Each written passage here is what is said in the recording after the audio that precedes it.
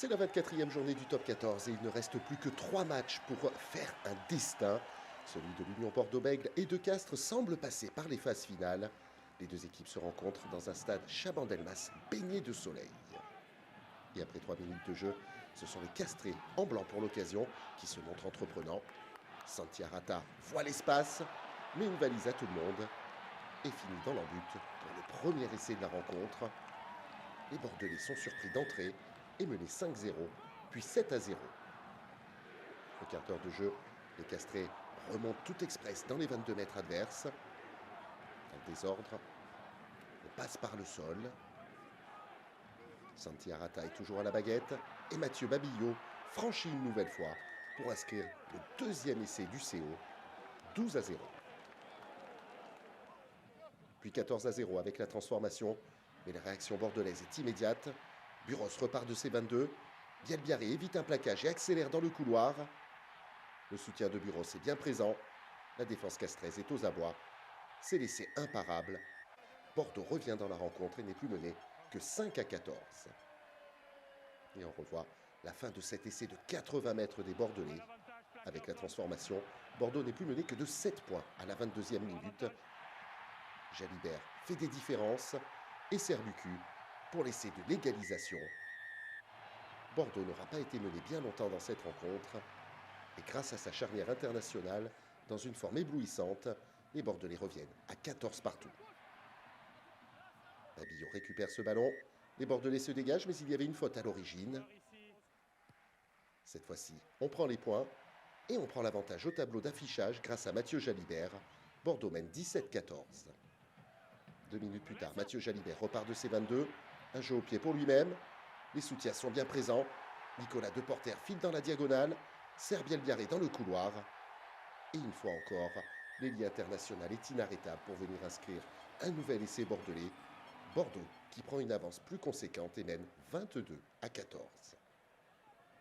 Peu avant la mi-temps, Romain Buros repart à nouveau par du jeu au pied.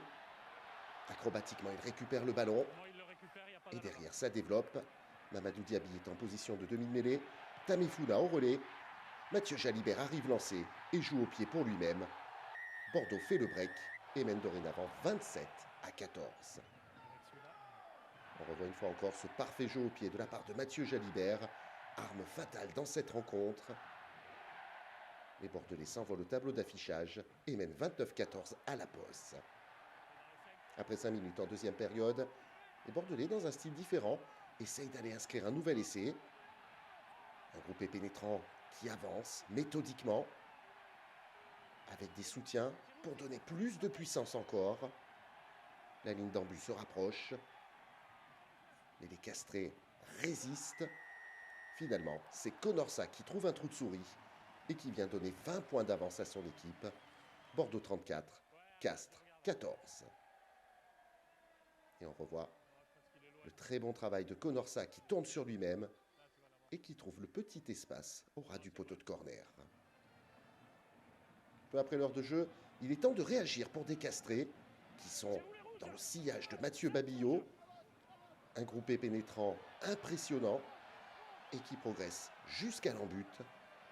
C'est Loris Zarantonello qui vient conclure et redonner l'espoir aux Castrés qui ne sont plus menés que de 15 points. À 10 minutes de la fin, les Bordelais sont toujours aussi joueurs mais se font contrer. L'interception est terrible.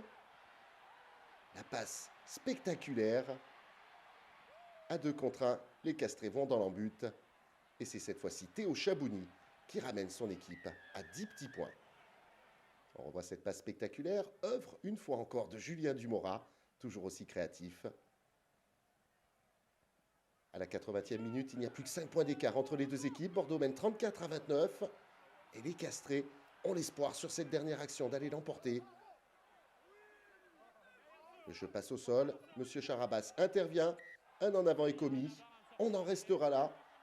Les Bordelais, menés nettement en début de rencontre et repris dans le final, ont tout de même montré un joli visage à une semaine de la finale de Coupe d'Europe.